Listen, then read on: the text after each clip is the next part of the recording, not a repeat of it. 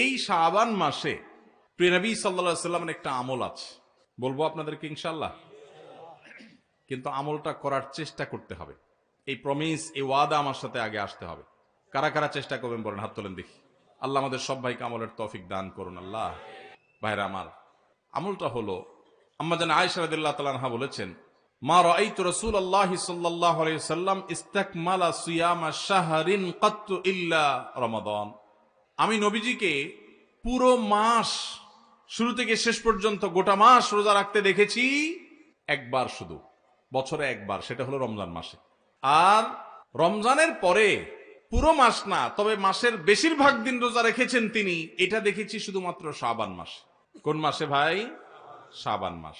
আম্মা জান আয়েশা রাদিয়াল্লাহু আনহা আরেকটি হাদিসে আছে, সেখানে তিনি বলেছেন, কানান নবী সাল্লাল্লাহু আলাইহি সাল্লাম ইয়াসুমু শাবানা ইল্লা কালিলা। নবীজি শাবানের পুরো মাস প্রায় রোজা রাখতেন, কয়েকটা দিন বাদে, শেষের কয়েকটা দিন বাদে প্রায় পুরো মাস রোজা রাখার চেষ্টা করতেন। নবীজি সাল্লাল্লাহু আলাইহি সাল্লামের অত্যন্ত আদরের একজন সাহাবী যায়েদ রাদিয়াল্লাহু তাআলা আনহু, তার ছেলে ওসামা ইবনে যায়েদ, নবীজি সাল্লাল্লাহু আলাইহি সাল্লাম নাতির মতো আদর করতেন, স্নেহ দিতেন, ছোট মানুষ ছিলেন। ওসামা ইবনে যায়েদ রাদিয়াল্লাহু তাআলা আনহু তিনি বলেন, আমি নবীজি সাল্লাল্লাহু আলাইহি সাল্লামকে জিজ্ঞাসা করলেন, হে আল্লাহর রাসূল, আপনাকে দেখি আপনি শাবানে যত রোজা রাখেন অন্য কোন মাসে এত রোজা রাখেন না, কারণটা কি? হেতু কি? এ মাসে এত বেশি রোজা রাখার কারণটা কি? রোজার মাস তো রমজান মাস, কিন্তু শাবানে আপনি বেশি বেশি রোজা কেন রাখেন? নবীজি সাল্লাল্লাহু আলাইহি সাল্লাম তখন ওসামা ইবনে যায়েদ রাদিয়াল্লাহু তাআলাকে বলেছেন দুটি কারণ। কটি কারণ? মনোযোগ দিয়ে শুনতে হবে কিন্তু। এই হাদিসটাই আপনি বাসায় গিয়ে আপনার মায়ের সাথে, আপনার স্ত্রীর সাথে, আপনার বন্ধু বান্ধবের সাথে যেন শেয়ার করতে পারেন, সেভাবে মনোযোগ দিয়ে শুনবেন। ওয়াজ মাহফিলের কথা বেশিরভাগই হারায় যায়, হারায় গেলে চলবে না ভাই। আমি কষ্ট করে ঢাকা থেকে আসছি, আমার ভাইয়েরা কষ্ট করে আয়োজন করেছেন, আপনারাও কষ্ট করে আসছেন, সার্থক হতে হবে, এখান থেকে নিয়ে যেতে হবে। হাদিসটা ভালো করে মনে রাখবেন। নবীজি সাল্লাল্লাহু আলাইহি সাল্লাম শাবান মাসে বেশি বেশি রোজা রাখতেন দেখে তার আদরের সাহাবী, নাতির মতো স্নেহ করতেন যাকে, ওসামা ইবনে যায়েদ রাদিয়াল্লাহু তাআলা আনহু, তিনি প্রশ্ন করেছেন কাকে? নবীজিকে। কি প্রশ্ন করেছেন? যে হে আল্লাহর রাসূল, আপনাকে শাবানে এত বেশি রোজা রাখতে দেখি, অন্য কোন মাসে এত নফল রোজা আপনি রাখেন না, কারণটা কি? তখন নবীজি কয়টা কারণ বলেছেন? দুইটা কারণ। নাম্বার এক, তিনি বলেছেন, যাকা শাহরুন ইয়াগফুলুন নাসু বাইনা রজব ওয়া রমাদান। শাবান মাসের দুই ধারে, দুই প্রান্তে দুটি মাস আছে, যে দুটি মাস অনেক মহিমান্বিত, মর্যাদাপূর্ণ। শাবানের আগের মাসটার নাম কি ভাই? রজব।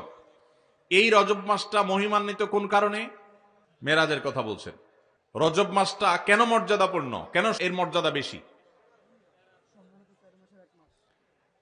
দেখেন, এত বড় মাহফিলের দু চারজন মানুষও জানেন না, দু চারজন মানুষও জবাব দিতে পারেননি, একজন থেকেও আসে নাই অডিয়েন্স থেকে।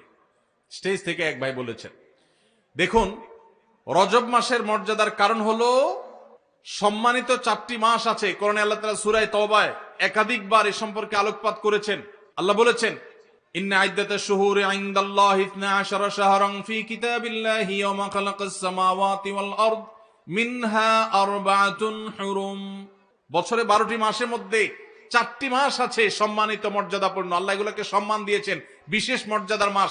রমজান তো সবচেয়ে শ্রেষ্ঠ মাস আছেই, রমজানের পরে মর্যাদার বিচারে সম্মানিত মাস কয়টা? এই 4টার মধ্যে নবীজি সাল্লাল্লাহু আলাইহি সাল্লাম সহিহ বুখারীতে এই 4 মাসের ব্যাখ্যা বর্ণনা করতে গিয়ে তিনি বলেছেন, সালাসুন মুতাওয়ালিয়াত।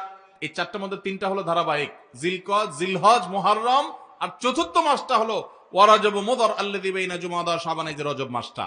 তাহলে রজব মাসটা সম্মানিত 4 মাসের একটা, সেজন্য এই মাসটা মূলত মহিমান্বিত। এই মাসে নবীজি সাল্লাল্লাহু আলাইহি সাল্লাম মেরাজ হয়েছে বলে অনেক ইতিহাসবিদগণ বলেছেন, আবার অন্য মাসে হওয়ার কথাও আছে, কিন্তু আসল তাৎপর্যের কারণ হলো রজব মাসটি হলো সম্মানিত 4 মাসের একটা। এটাও আমরা অনেকেই প্রথম শুনলাম জীবনে। যাই হোক, সে বিষয়ে কথা বলা আমার উদ্দেশ্য নয়। তো উদ্দেশ্য হলো যে ওসামা ইবনে যায়েদকে নবীজি বলেছেন যে শাবান মাসটার আগের মাসটা হলো রজব, যেটা সম্মানিত 4 মাসের একটা, মর্যাদাপূর্ণ মাস। আবার শাবানের পরের মাসটা কোনটা? রমজান, সেটা হলো বছরের সবচাইতে সেরা মাস। তো নবীজি বলেছেন, দুইটা মর্যাদাপূর্ণ মাসের মধ্যবর্তী শাবান মাসে মানুষ আমল ইবাদত না করে অবহেলায় বেশিরভাগ মানুষ কাটায়। বেশিরভাগ মানুষ অপেক্ষা থাকে রোজা কবে আসবে, তখন কোরআন তেলাওয়াত শুরু করব। রমজান কবে চাঁদ দেখা যাবে রমজানের, তখন নামাজ ধরবো। রমজান কবে শুরু হবে, তখন থেকে আমি তারাবি পড়া ধরবো, ভালো কাজ করা ধরবো। শাবান মাসে মানুষ রমজানের ক্ষণ গণনা, দিন গণনা করতে থাকে, অবসর থাকে, অলসতা করে, অবহেলা করে। নবীজি বলেছেন মানুষ যেহেতু অবহেলা করে, এই জন্য এই সময়টাতে আমি বেশি বেশি নফল রোজা রাখি, কারণ যেই সময়টাতে মানুষ অবহেলা করে ওই সময় ইবাদতের আলাদা গুরুত্ব তৈরি হয়। ভোর রাতের সময় সবাই ঘুমায় থাকে, এই জন্য তখন তাহাজ্জুদ পড়লে সওয়াব বেশি।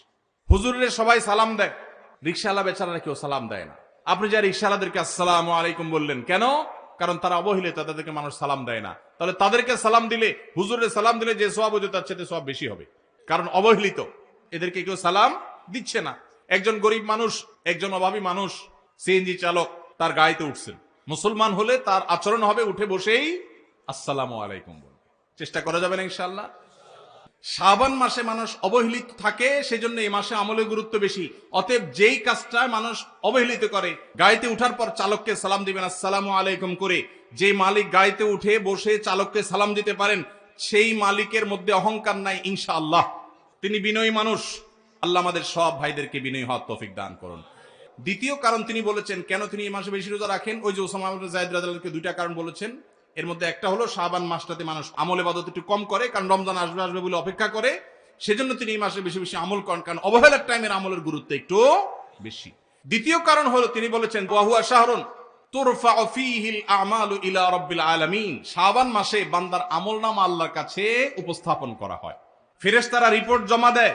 ফাউহিব্বু আন ইউরফা আমালি ওয়া আনা সাইম, নবীজি বলেছেন আমি চাই আমার আমলনামা যখন ফেরেশতাদের কাছে পেশ করা হবে তখন আমি যেন রোজাদার থাকি। কারণ আপনি কোথাও চাকরি করেন, সিরিয়াস ডিউটি করেন, একবারও আপনার বস আসে না, একটু মোবাইলটা মাত্র হাতে নিছেন ফেসবুকটা টিপার জন্য, আর তাকায় দেখেন পিছের দিকে বস এসে দাঁড়াইছে, মেজাজটা কেমন লাগবে বলেন? খারাপ লাগবে না? আর আপনি অন্য সময় যাই করেন না করেন, খুব সিরিয়াস মুডে কাজ করতেছেন, পিছনে তাকায় দেখেন মালিক এসে দাঁড়াইছে, কলেজেটা শান্তি হয়ে যাবে না? যাক মাশাআল্লাহ, এই বেচারা এসে আমরা যখন কাজে দেখবে বলবে বাবা খুব ভালো মানুষ, তো বেতন বাড়বে, তাই না? নবীজি সাল্লাল্লাহু আলাইহি সাল্লাম বলছেন যে আমি শাবান মাসে বেশি বেশি নফল রোজা এই জন্য রাখি, ফেরেশতারা আমার সারা বছরের আমলনামা আল্লাহর কাছে রিপোর্ট জমা দেন, সারা বছর কি করেছি না করেছি তার সব হিসাব জমা দেন। আল্লাহ যখন আমার হিসাবের প্রতি মনোনিবেশ করেন, ওই অবস্থা যদি আল্লাহ সুবহানাহু ওয়া তাআলা তিনি দেখতে পান যে তার বান্দা আমি রোজা আছি, তাহলে আল্লাহ একটু অনুগ্রহ করবেন, এই জন্য আমি এই মাসে রোজা রাখি। তাহলে নবীজি সাল্লাল্লাহু আলাইহি সাল্লাম শাবান মাসের রোজা দুইটা কারণ পাওয়া গেল, এক তো হলো গাফলতির সময় সেজন্য তিনি রোজা রাখতেন, দ্বিতীয়ত হলো এই মাসে বান্দার আমলনামা পেশ হয় সেজন্য তিনি রোজা রাখতেন। এই দুই কারণ আমাদের বেলায়ও আছে না নাই? তাহলে আমাদের রোজা রাখা উচিত না উচিত না? চেষ্টা করব তো ইনশাআল্লাহ। ভাইরা আমার, একটা প্রশ্ন আপনাদের মনে হইতে পারে, সেটা হলো আমরা তো শুনছি মানুষের আমলনামা সকালে বিকালে আল্লাহর কাছে জমা হয়, ফেরেশতারা জমা করে, আবার এখন শুনলাম শাবান মাসে জমা হয়, তাহলে দুই রকম হলো যে?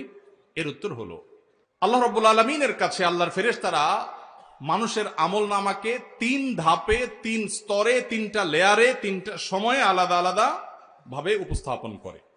একটা হলো প্রাত্যহিক রিপোর্ট, প্রাত্যহিক আমলনামা, ডেইলি, প্রতিদিনের আমলনামা সকাল এবং সন্ধ্যায়, সারা রাত আপনি কি করেছেন, ওয়াজ শুনেছেন না গান শুনেছেন, ভালো কাজ করেছেন না মন্দ কাজ করেছেন, সারা রাতে কি করেছেন, প্রত্যেকটা মানুষের হিসাব আল্লাহ রাব্বুল আলামিনের কাছে প্রত্যেকটা ভোরে ওই রাতের ডিউটি থাকা ফেরেশতারা জমা দেন।